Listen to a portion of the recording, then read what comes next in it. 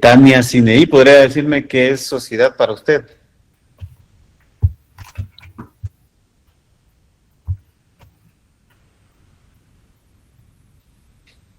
Buenas noches.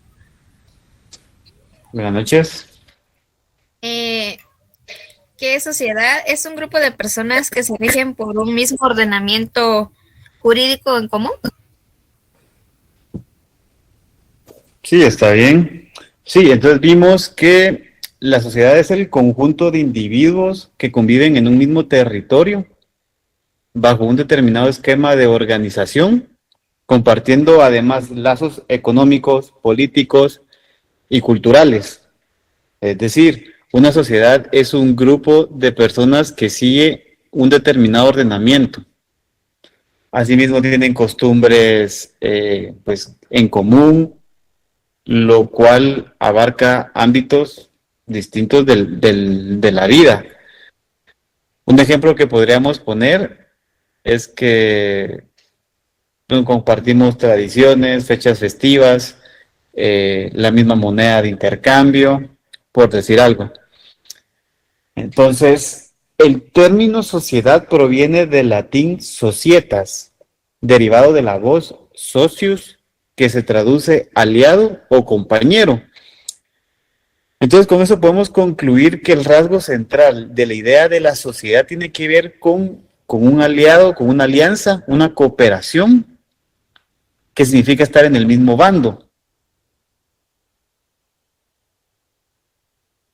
Sí, sí, lo vemos desde, bueno, digamos que estamos hablando del punto de vista, hablando de sociedad, desde el punto de vista sociológico, por decirlo así, ya que también podemos encontrar distintas acepciones de la palabra sociedad, porque si hablamos en el ámbito más específico, si tomamos el punto de sociedad desde el punto legal, político, empresarial, puede variar un poco, pues el concepto, por decirlo así, porque podríamos encontrar unas siguientes denominaciones, como puede ser en el ámbito político, a qué se hace referencia con una sociedad civil, a qué se hace referencia en el ámbito mercantil o empresarial a una sociedad anónima.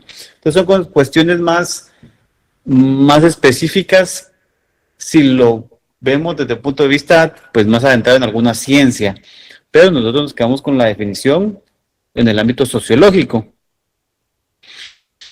¿Y cómo dice, cuáles son los orígenes de las sociedades y de la sociedad en general? Pues realmente si no podemos regresarnos hasta los inicios de la historia, ¿verdad? Porque las sociedades se han conformado pues, de individuos por el humano desde el inicio de su historia, como hemos visto en distintos documentales, en películas, realmente que tratan de enseñarnos la manera de cómo fue evolucionando el humano en ese ámbito territorial e histórico de la vida del planeta. Y vemos cómo se ha ido, pues, de pequeñas comunidades, como de un grupo de familiar, que eran las primeras formas en que se organizaba, pues, el hombre. Sí se vio en la necesidad para lograr satisfacer sus necesidades o poder sobrevivir a ciertos peligros, el unirse con más personas. Aunque al principio eran grupos limitados de personas, hablemos al inicio no eran propiamente sociedades como las de hoy en día, sino que eran grupos pequeños. Podemos ir viendo cómo existen distintas formas de organización del humano, que encontramos la horda, las tribus, etcétera, otras formas que dependiendo el ámbito territorial o en su historia, dieron inicio a la sociedad que conocemos hoy en día. Asimismo, pues también el video aquí que vimos en la clase pasada, fuimos viendo esa evolución histórica del humano y de la sociedad, pues al mismo tiempo, de cómo fueron creciendo distintas sociedades y cómo esto fue evolucionando a través de la historia. Y por eso les puse el video en la clase pasada. Entonces, el aspecto importante que logramos ver ahí fue cómo las sociedades antiguas, previos a la escritura, eran de carácter tribal, que paulatinamente fueron creciendo en número y en aspectos más complejos. Ya que antes realmente las necesidades era alimento, morada y únicamente. Y con el tiempo pues fueron surgiendo nuevos avances tecnológicos, digámoslo así, nuevos avances que permitieron el desarrollo de la humanidad, por lo que se fue volviendo un poco más compleja estas sociedades de hoy en día a comparación de las iniciales. A ver, en el grupo están preguntando, estas diapositivas ya no las he compartido, Blanca. Voy a subir posterior a la clase para que ya tengan el contenido. También hoy subo las de los autores para que ya tengan el contenido que va a ser objeto de evaluación. De nada, Blanca. Entonces, como los decía, pues eran sociedades más simples a las de hoy en día, que las necesidades eran más básicas y las satisfacían de una manera más fácil, digamos así, pero también no tenían las mismas facilidades que tenemos hoy en día. Entonces, eso podríamos definir qué es la sociedad. Este tema, pues, obviamente lo va a venir en el examen, que me dé una definición bastante completa. Entre más completa está la definición, pues más puntos se les va a otorgar en esta pregunta. Entonces ya vimos qué es la sociedad, el origen de la palabra de sociedad, orígenes de las sociedades brevemente, lo complementamos con el video y el concepto como tal, pues nos puede dar ciertas características. Entonces, por decirles unas, podemos decir, la primera característica sería que la sociedad está compuesta por un número variable de individuos. O sea, esto evidencia un mínimo grado de comunicación y organización. ¿Por qué? Porque si es un conjunto de individuos lo que forman la sociedad, estos al mismo tiempo deben organizarse y tener comunicación entre ellos mismos para poder lograr satisfacer sus necesidades, para poder subsistir. Entonces tenemos este primer aspecto, bueno, esta primera característica de la sociedad.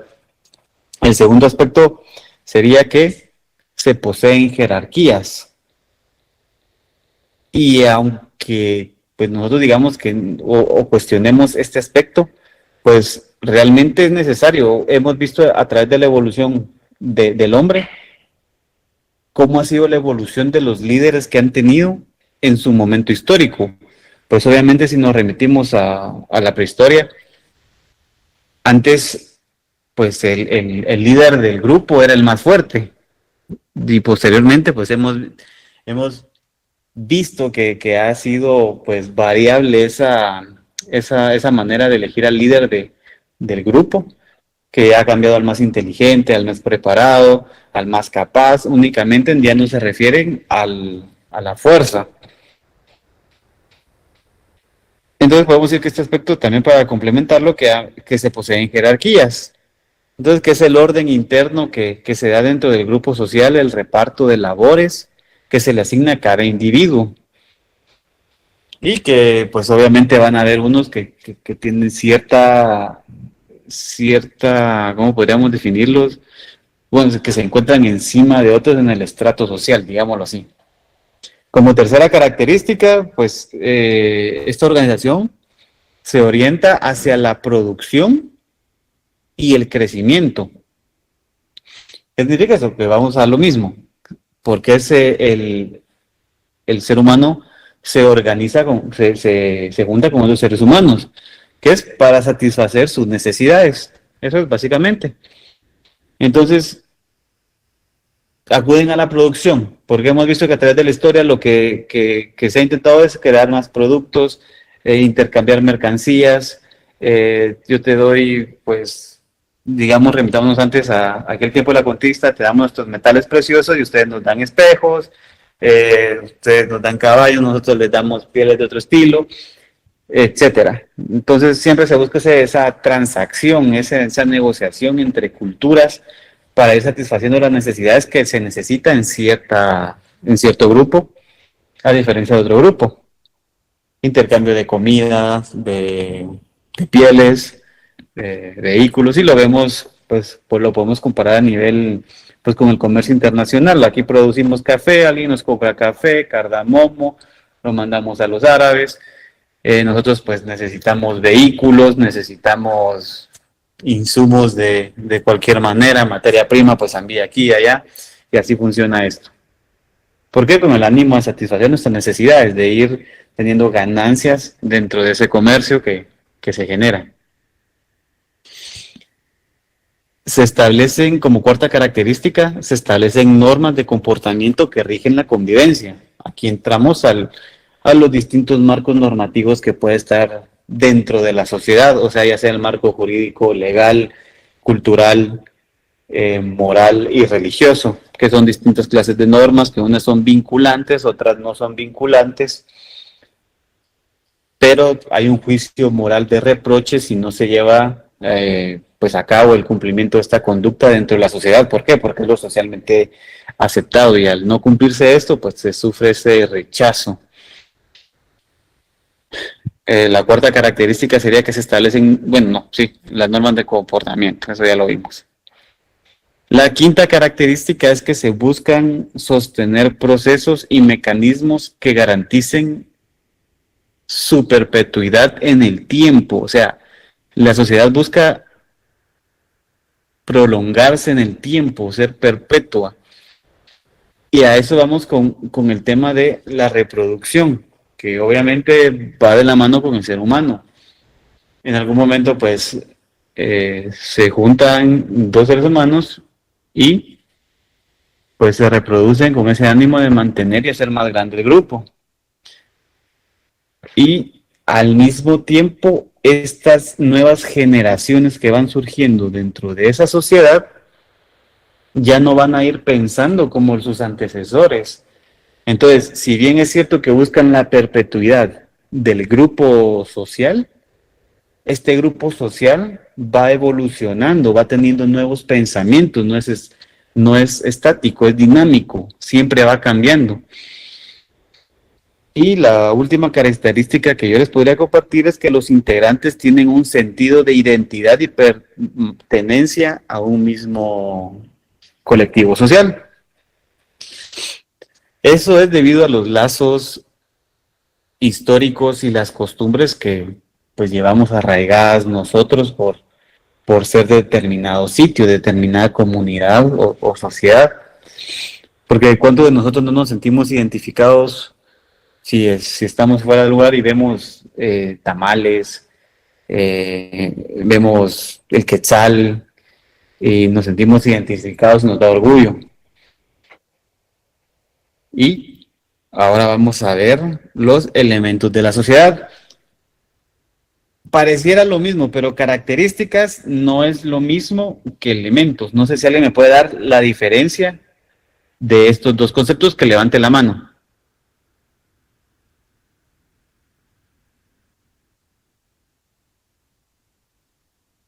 Bueno, no.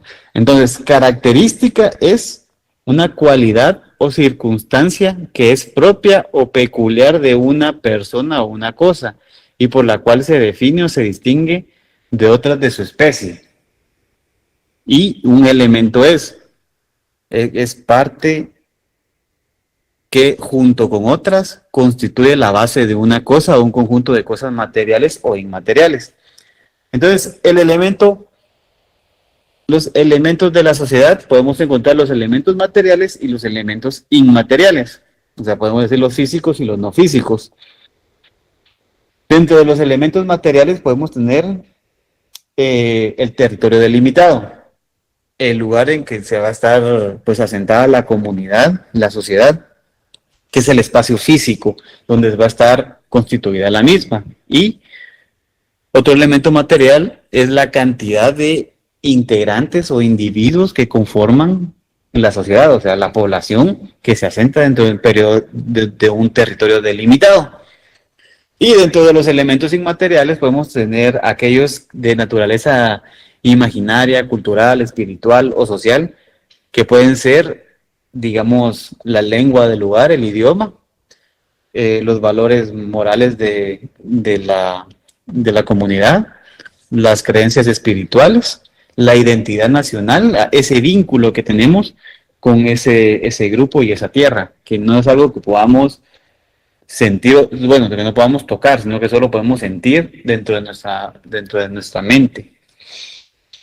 Esa sería, pues, la diferencia de las características y elementos. ¿Alguna pregunta de momento con este tema?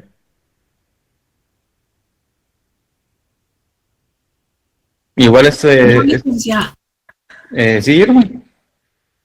No, que está claro, está claro todo, licenciado. Muy amable. Está bien. Sí, intentar resumirlo lo más, bueno, los conceptos más importantes para que la clase se vaya rápido y así terminemos pronto y ya se pongan a estudiar. Entonces ya vimos características y ahora vamos a entrar a ver el materialismo histórico, el estructuralismo y funcionalismo, análisis y reflexión de estos postulados. ¿Alguien se recuerda qué autores? Bueno, que creo que no les he dado las diapositivas, pero ¿alguien se acuerda de quién fue el que nos habló sobre el materialismo histórico y el estructuralismo y funcionalismo? Si no estoy mal, creo que es Comte.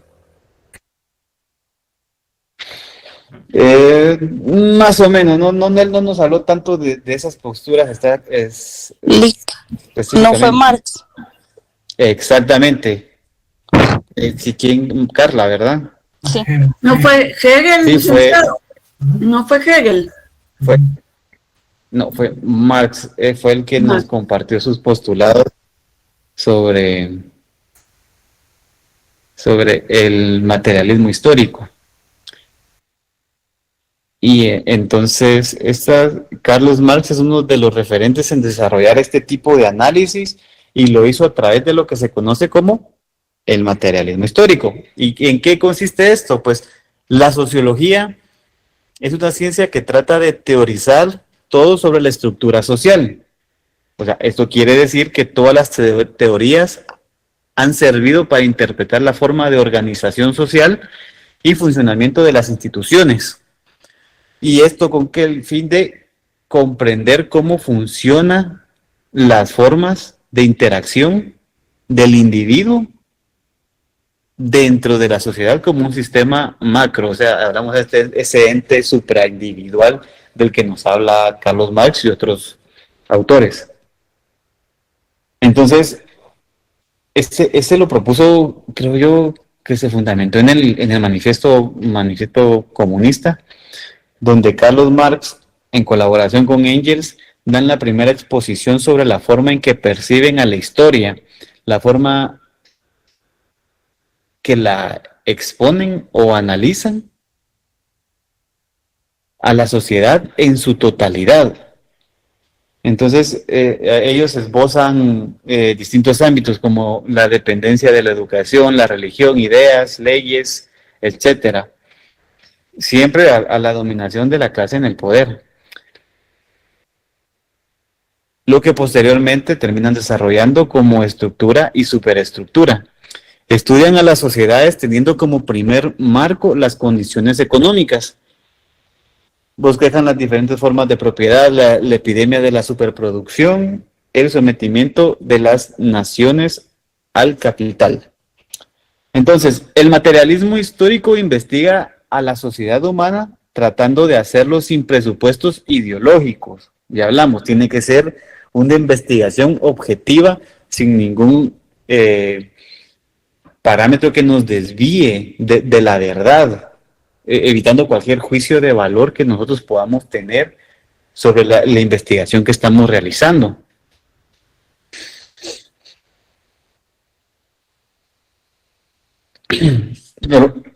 Disculpen.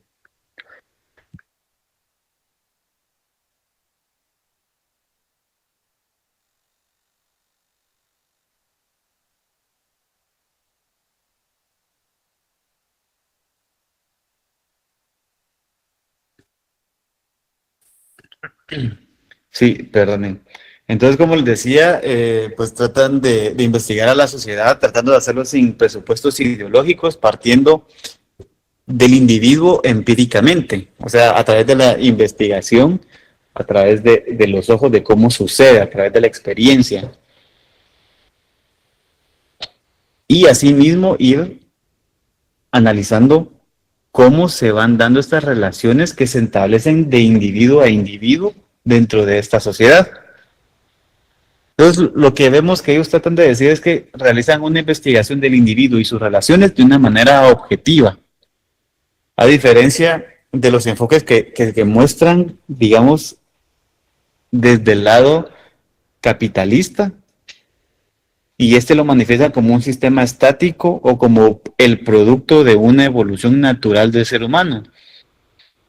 Por lo que la investigación histórico-materialista revela su carácter histórico y por lo tanto transitorio en el desarrollo de la humanidad. O sea, ellos manifiestan que todo va a ir cambiando y que lo que se va dando es momentáneo, no es perpetuo. Entonces, lo que hoy está en el futuro de las generaciones, pues puede que ya no esté. Entonces, Carlos Marx y Engels aplicaron esta nueva concepción aplicaron este análisis a la historia de los hechos políticos y sociales del pasado y los de su época actual en ese momento, y crearon una nueva corriente, crearon la nueva corriente del socialismo, que ahí vemos que se crea el Partido Comunista, las clases de lucha antagónicas del proletariado contra la clase pues, burguesa, etcétera. Aplicaron ese método de investigación a todo esto que se está viviendo en esa época actual.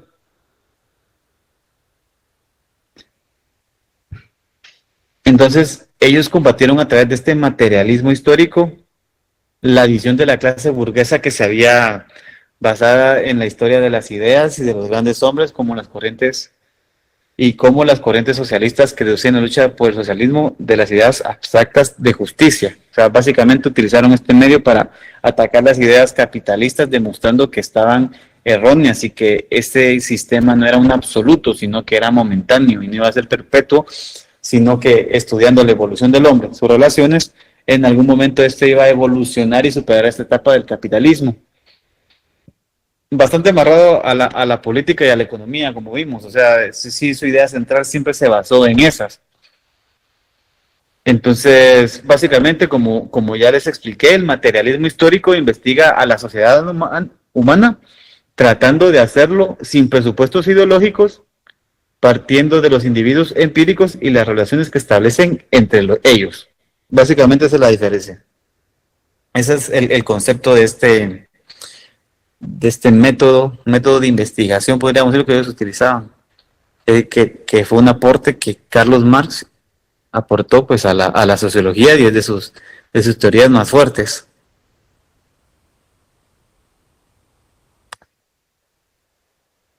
Posteriormente vamos a hablar sobre el estructural funcionalismo de la sociología.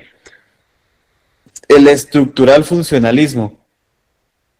¿Alguien me puede decir que a quién le suena que nos dijo esta palabra? ¿Qué autor? Fue de los últimos.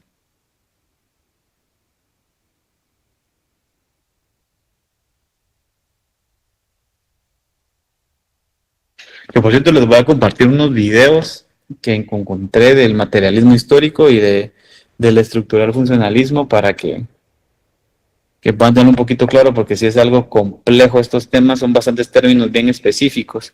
Entonces ahí se los voy a compartir para que los puedan ver. Bueno, el estructural funcionalismo es... ¿Fue Durkheim, licenciado? ¿Manda? ¿Durkheim? No, ese fue un aporte que nos hizo Talcott Parsons y su, digamos, discípulo Robert Merton, de los últimos dos, los estadounidenses. Entonces, esta propuesta fue por parte de Talcott Parsons y Robert Merton, como bien les dije, que sustenta su teoría con base en el sistema de acción y esquema ágil. Se parte de la idea de que todo sistema tiene necesidades por satisfacer imperativamente. Entonces, ¿cuáles son las necesidades que se determinan en este sistema? Podemos citar las 4 que ellos nos comparten. Entonces, la primera necesidad es la adaptación, que todo sistema debe adaptarse a su entorno y adaptar el entorno a sus necesidades. Segunda necesidad es la capacidad, que es la capacidad para alcanzar todas las metas. Todo sistema debe definir y alcanzar las metas primordiales que se determinan. ¿Qué es el objetivo que va a tener esta organización? ¿Cómo lo va a lograr? Y debe alcanzarlas. Tercera necesidad, la integración. Todo sistema debe regular la interrelación entre sus partes constituyentes. Todo debe ir debidamente integrado, todo debe estar conectado, debe cumplirse funciones que complementen las funciones de otro grupo. Como vimos también en otras teorías,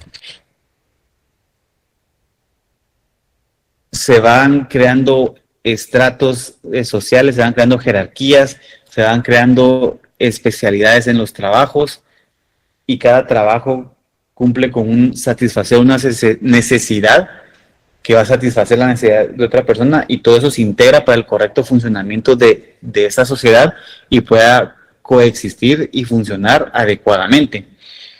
Y el punto número 4 de las necesidades es la latencia. Todo sistema debe proporcionar, mantener y renovar la motivación de los individuos. Entonces, tenemos este sistema que nos da Talcott-Parsons y estas necesidades, pero ¿qué es básicamente? ¿Cuál es el concepto? ¿Cuál es la definición para poderlo pues entender? Y podríamos citar esta definición que nos da Robert Merton, que el funcionalismo estructuralista es una construcción teórica que ve a la sociedad como un sistema complejo, cuyas partes trabajan juntas para promover la armonía social. Se entiende como el estudio de una sociedad conocida como estructura o sistema social.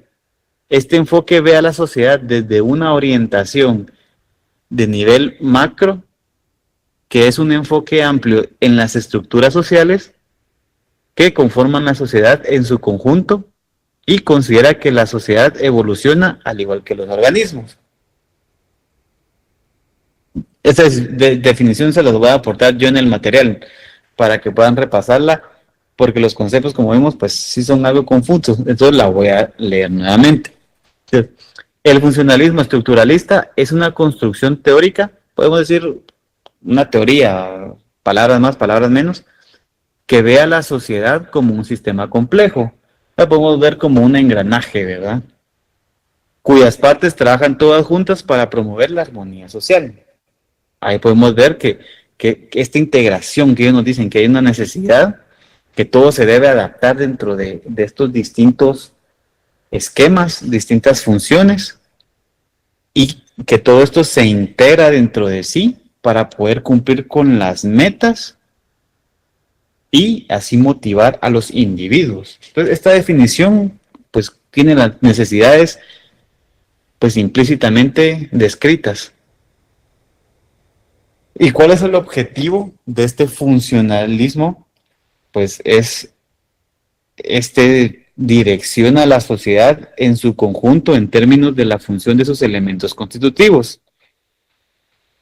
¿Qué quiere decir? 20 de febrero. Solo el Erika 9000 tiene el micrófono encendido. ¿Quién sabe? Compañera Erika, por favor. Erika, Saque la lista. Erika, Erika, tu Erika, por favor. No, no fui. bueno, Erika, por Saque favor. la lista. sáquenla. Erika, ¿puede escucharnos? Bueno, ya. Solo revisen todos que no lo hayan dejado encendido. Ustedes por cualquier cosa.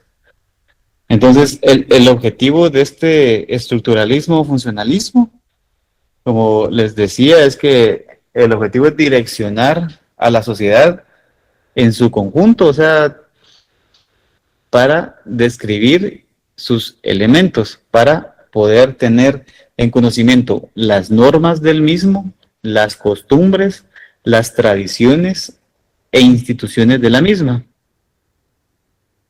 aquí encontré un ejemplo que nos daba Robert Merton, que hace una analogía popularizada por Herbert Spencer.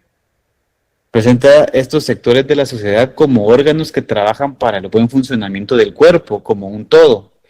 Entonces, ahí vamos a lo mismo. O sea, estudia individualmente cada elemento, cada aspecto por separado y así como se complementa.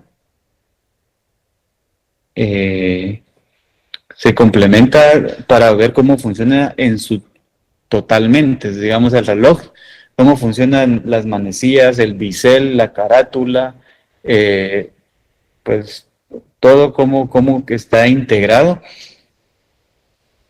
cada pues objeto individualmente y cómo funciona totalmente, y que sin eso, si una tuerca es más grande o es más pequeña, pues o te da la hora antes o te da la hora después. Entonces deja de tener ese funcionamiento adecuado y podríamos decir que tenemos que entender bien eso, porque si le cambiamos este engranaje que es de determinado tamaño por uno más grande, el reloj ya no nos va a dar la hora exactamente. Entonces, por eso tenemos que analizar bien cada elemento individualmente y en su conjunto cuál es el resultado, cómo funciona todo, poniéndolo en orden.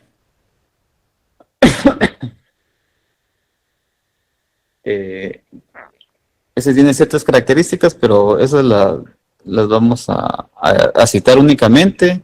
Las características podemos decir que tiene bases, un impacto, el concepto de sociedad, un orden social, es positivista, trabajo de campo, se relaciona con la antropología, pues estudia las influencias que sufre el aspecto social, nos da ciertos enfoques y estudia la sociedad como sistema. Eso se lo voy a compartir en el material por cuestión de tiempo.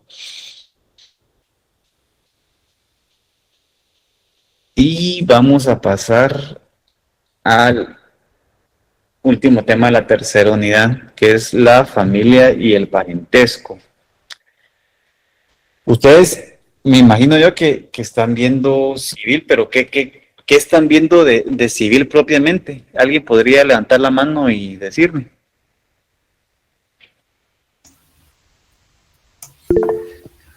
Licenciado, estamos viendo, hemos visto la propiedad, los bienes muebles, inmuebles, la ocupación. Esto es lo que se ha tratado. Bueno, pero ya vieron el libro primero de las personas y la familia.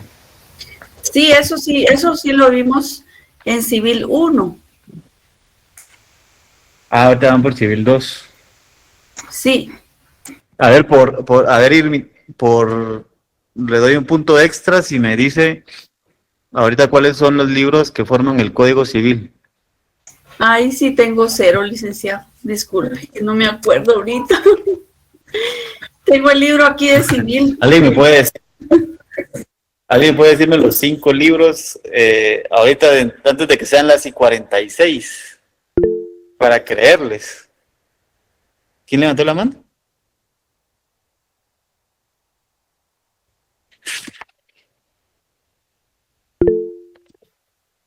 A ver, Gloria.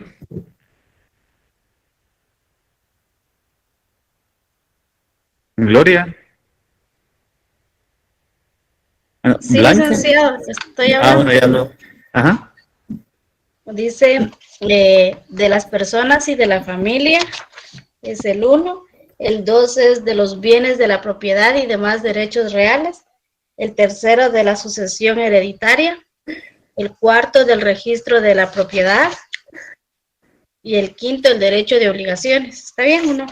Del derecho de obligaciones, sí, pero usted me lo leyó. Yo quería que le dijera que se lo supiera. Pero tiene su punto. Entonces, ahí vamos, ahí se lo voy a tener yo en cuenta, la voy a apuntar de una vez.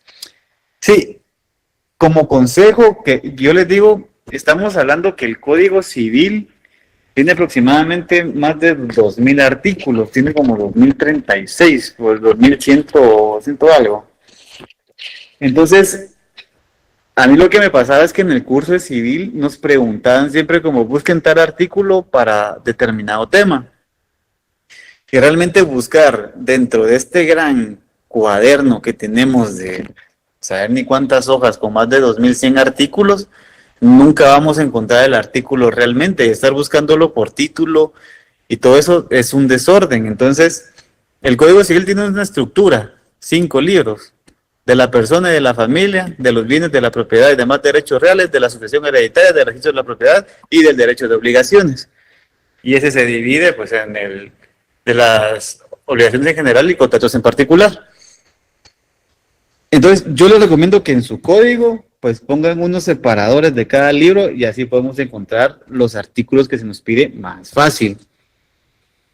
Como consejo para que cuando les pregunte el LIC, pues ustedes puedan encontrar los artículos más rápidos.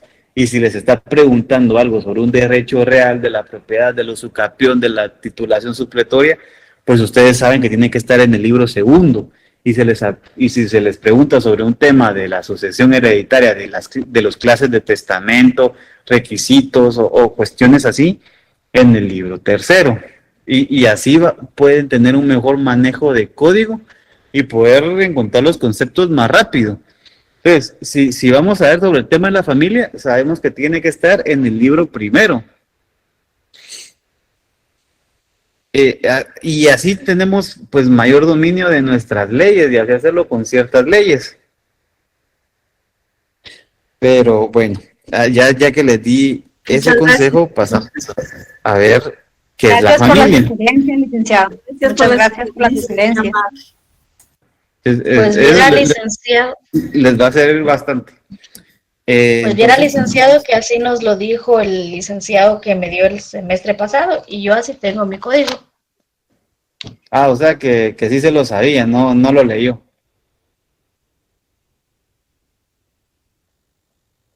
Bueno, entonces vamos a ver qué es la familia.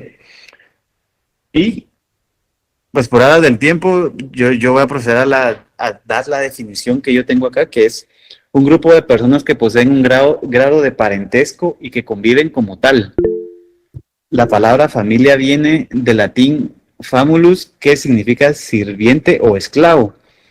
Entonces da curiosidad, pero en efecto, antiguamente la expresión incluía a los parientes y a los sirvientes de la casa del amo. Entonces vemos cómo estos, pues antes los esclavos pues eran considerados como objetos y pertenecían al pater familia o al monarca de esa época, al señor feudal, porque generalmente solo podían tener esclavos los que tenían pues bastante dinero. Yo no sé si ustedes me pueden encontrar si dentro de alguna ley o dentro de nuestro Código Civil se encuentra qué se tiene que entender como familia.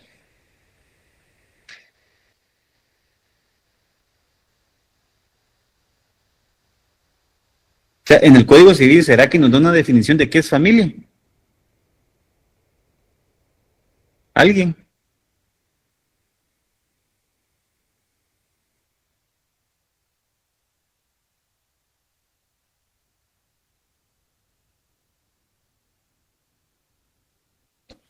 No, y no lo van a encontrar si alguno le nació el interés de buscarlo en el Código Civil, no van a encontrar. Podríamos decir que la definición más cercana que podemos encontrar está en la ley de adopciones, donde nos establece el concepto de familia ampliada y familia biológica. Entonces, la familia biológica dice que comprende a los padres y los hermanos del adoptado, y la familia ampliada que dice es la que comprende a todas las personas que tengan parentesco por consanguinidad o afinidad con el adoptado, que no sean sus padres o hermanos, y otras personas que mantengan en la relación equiparable a la relación familiar de acuerdo a la práctica, usos y costumbres nacionales y comunitarias. Descansado estar hablando así. Pero entonces podemos definir como el grupo de personas que poseen un grado de parentesco y conviven como tal, pero ahora vamos a lo mismo, que es el parentesco. Y dentro del Código Civil podemos encontrar el capítulo 3 que habla del parentesco. Pero realmente si pueden ver en su Código Civil, en el artículo 190, no nos da una definición de qué es el parentesco. Entonces, yo les recomiendo que apunten, o no sé si alguien de ustedes tiene una definición que les hayan dado en Civil 1 o 2 sobre qué es el parentesco. Que levante la mano.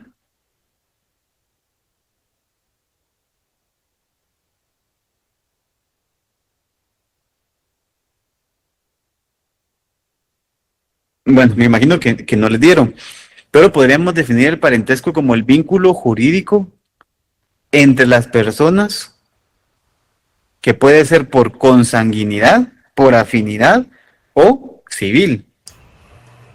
Entonces, en esta definición tenemos 3 clases de parentesco, que la misma nos lo da el Código Civil también. En el 191 nos establece qué es el parentesco por consanguinidad. En el 192 y por afinidad. Y el parentesco pues civil es el que se obtiene a través de la adopción. Y eso lo podemos encontrar en la ley de adopciones, que de momento me imagino que, bueno, no sé, posiblemente ya la vieron. Heidi. Licenciado, sí, eso estaba viendo acá en el Código Civil, que dice que el parentesco en el artículo 191 es por sanguinidad, en el 92 por afinidad, en el 93 por grado y en el 94 por línea. Sí. Es que la ley define en diferentes formas cómo puede llegar una persona a tener parentesco con alguien, Sí, por exacto. sanguinidad. Pero Es en hay, recta. sí, únicamente son 3 las clases de parentesco: el de afinidad, el de consanguinidad y el civil. Ya el 193 y el 94, que nos habla del grado y la línea, ya es solo la manera como calcular, pues, qué grado tenemos de parentesco con un determinado familiar, o en qué generación pues estamos del núcleo pues familiar ampliado, digámoslo así. Irma, ¿está levantando la mano? Yo tengo acá el concepto que es un estado jurídico que se establece entre 2 o más personas en virtud de la consanguinidad del matrimonio o la adopción, el parentesco. ¿Puede repetírmelo? Que es un estado jurídico que se establece entre 2 o más personas en virtud de consanguinidad, el matrimonio o adopción. Sí, exactamente, sí está bien. Sí, Esta es una definición que sí nos dieron, pero no nos recordábamos ahorita. Bueno, sí, pero cumple con la definición exacta y los elementos básicos. Entonces, hablamos de la familia como estos individuos que tienen algún parentesco dentro de sí.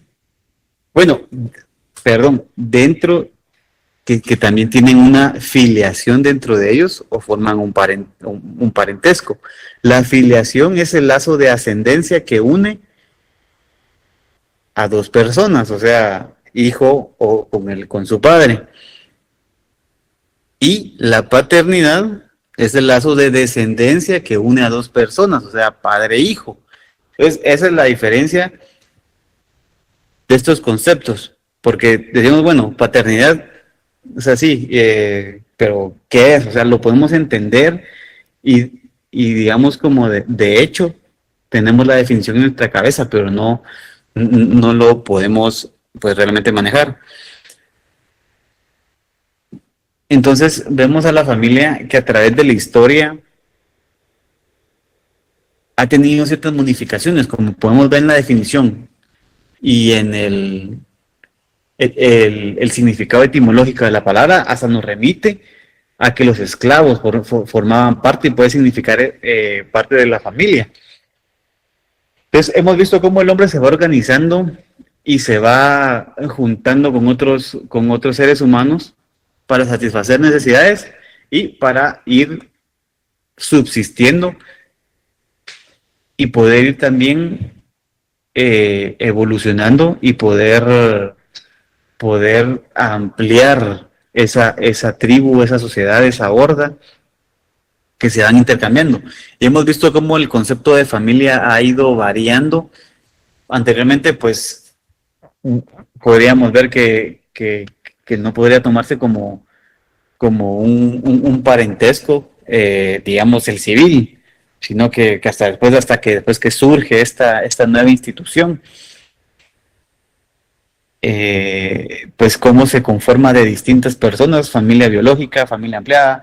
Actualmente, pues, realmente hay distintas maneras de lograr la concepción de la mujer para que una persona pueda procrear si es su deseo. Tenemos in vitro y pues las parejas modernas que utilizan estos métodos pues innovadores que han salido por la evolución de la tecnología. ¿Sí, Heidi? Perdón, licenciado, dejé mi mano levantada, disculpe. Ah, bueno. Sí, y el concepto de familia podemos ver cómo varía de sociedad en sociedad. Entonces, aquí tenemos claro el concepto, pero si nos vamos a los Emiratos Árabes o nos vamos a Arabia Saudita, pues el concepto es distinto, ¿verdad? Ya ellos, pues tienen, pues autorizado poder contraer matrimonio con distintas, pues, mujeres que el hombre tiene derecho a tener dependiendo de su nivel económico. Y con ella, pues, tener la cantidad de hijos que tienen. Y también podemos ver cómo a través de la historia se ha intentado regular estas relaciones, digamos, privadas. Porque, si bien es cierto, se intenta como que normal la vida privada, ¿sí? No, me imagino se confundieron. Hemos visto cómo han existido tipos penales, digamos, digamos, en contra de las mujeres que le hayan sido infiel a sus maridos, que les hayan mentido porque el hijo no era de ellos, que más otro tipo penal se me está olvidando ahorita en ese momento. Pero sí, podemos ver cómo el adulterio antes estaba regulado, podemos decir hasta estaba regulado se me fue la palabra, el incesto, cuidando la figura de esta familia a través del tiempo. ¿Por qué? Porque como hemos visto, la génesis primaria es esta institución jurídica primordial que le da el primer grado de socialización al ser humano. Entonces, en ese núcleo familiar es donde aprendemos costumbres, el lenguaje y todas esas cuestiones de socialización primaria para que podamos complementarla y sumarla al segundo nivel de socialización, que ya es en los establecimientos educativos, que ya es en el trabajo, que ya son en cualquier ámbito distinto a la familia. Entonces, a través de la historia hemos tenido distintas formas de cómo entender a la familia. Y el parentesco es la misma, que podemos ver que se encuentra regulado en el Código Civil, que es el vínculo jurídico entre es el vínculo jurídico que tienen las personas, ya sea por consanguinidad, por afinidad o por el vínculo civil, el cual puede ser calculado, se gradúa en grados por el número de generaciones, y cada generación constituye un grado. El artículo 194 nos establece la línea, que es la serie de generaciones o grados procedentes de una ascendencia común que forman una línea. Y aquí es donde podemos, bueno, me imagino que en civil les enseñaron el cálculo de este grado, que es de que se toma para arriba, el tronco siempre tiene que ir uno arriba y después se calcula para los lados. Vemos que también ¿alguien me puede decir cuál es los grados que reconoce la ley? Hasta el cuarto grado. ¿Cuarto grado por consanguinidad? Y segundo por afinidad. Ajá, exactamente. Entonces vemos esa diferencia de que debemos contar bien para realmente hasta cuándo existe, digamos, derechos y obligaciones dentro de nuestro vínculo familiar. Entonces ahí vemos la familia y el parentesco. Entonces se los va a ampliar un poco más en las diapositivas. Entonces podemos entrar al tema de la estratificación y las clases sociales. Como hemos visto, este aporte implícitamente nos lo dan varios autores. Sin embargo, yo considero que el que más lo entra a discutir es Carlos Marx. Pero todos hablan, digamos, de que dentro de la sociedad, cada persona, cada humano debe cumplir un rol o un determinado trabajo y dependiendo de esta estratificación que te da la sociedad y dependiendo de ese rol que cumplimos dentro de la misma, podemos estar arriba de otros y nos da cierta, digamos, importancia en el grupo si nos remitimos a las sociedades antiguas.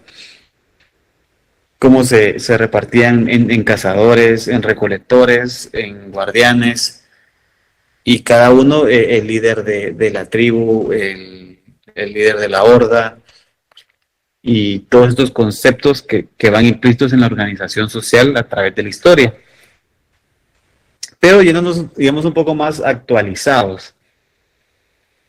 Carlos Marx habla de una lucha antagónica de clase y denomina por primera vez al proletariado como esas personas que venden su fuerza de trabajo y su tiempo de trabajo por un salario, y a los burgueses como los dueños de los medios de producción, y entonces ya tenemos esa lucha antagónica, ya tenemos esas clases antagónicas que existen, los burgueses y el proletariado. Actualmente pues tenemos tres grandes estratos sociales, digámoslo así, la clase alta, la clase media y la clase baja, y dentro de las mismas existen ciertas subestratos, digámoslo así, pues está la media alta, la media baja, y de igual manera en los otros estratos sociales. Entonces hemos visto cómo las sociedades presentan siempre un mayor o menor grado de estratificación de estas de capas o estratos sociales organizados y jerarquizados dentro de este ente pues colectivo, que puede distinguirse o puede basarse ya sea por cuestiones materiales, por cuestiones culturales o cuestiones políticas. Hemos visto también cómo estaba basado en la realeza, los burgueses, los trabajadores, el pueblo, y abajo de ellos, pues los esclavos, que eran considerados como objetos en determinado tiempo de la historia. Y pues no sé si alguien tiene alguna duda, así no entro en más especificaciones para que aclaremos ahorita, y pues yo los dejo también ya para que puedan descansar y empezar a estudiar para sus otros parciales.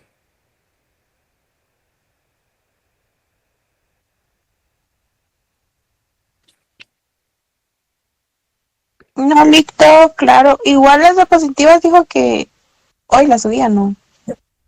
Sí, hoy las tengo que subir. Bueno, la de los autores hoy la subo. Voy a ver si me da tiempo de terminar la de esta que les acabo de presentar. Super, Lick, gracias. Gracias, licenciado, muy fino. Muchas gracias, licenciado, muy amable. Si hay alguna pregunta o sobre... Una pregunta. Ajá. Perdone, del video que nos envió 2 videos. De esos videos también va a incluir preguntas del examen.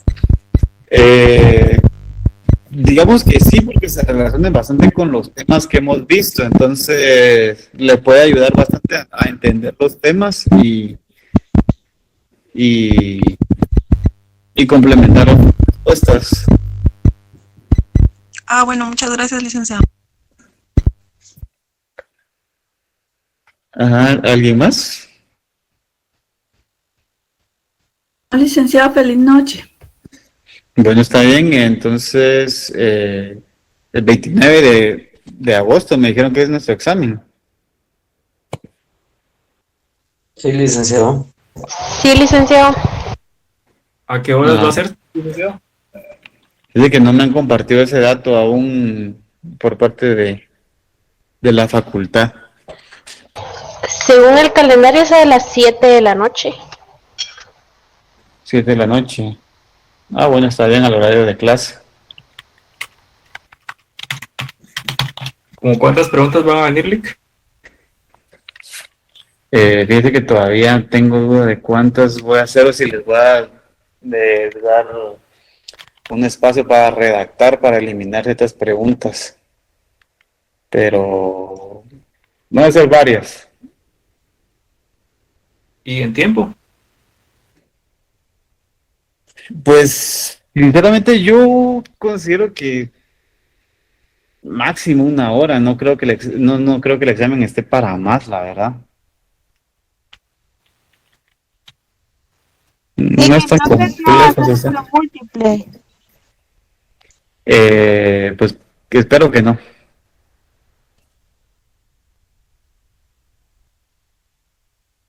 Es que si no, muy fácil.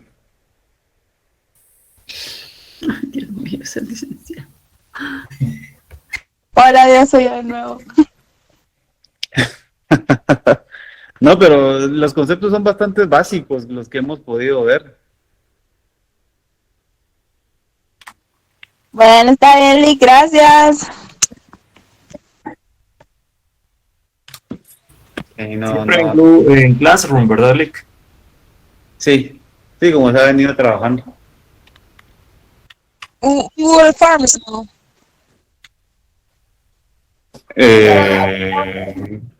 Gabriela dijo algo. Ajá, que... algo así. Se le cortó. Que si es en Google, perdón, en formularios de Google, me están preguntando. Sí, me imagino que sí. Yo estoy esperando todavía respuesta de que me den las indicaciones que se van a seguir concretamente para el método de evaluación, pero así como lo han venido trabajando, de seguro va a ser.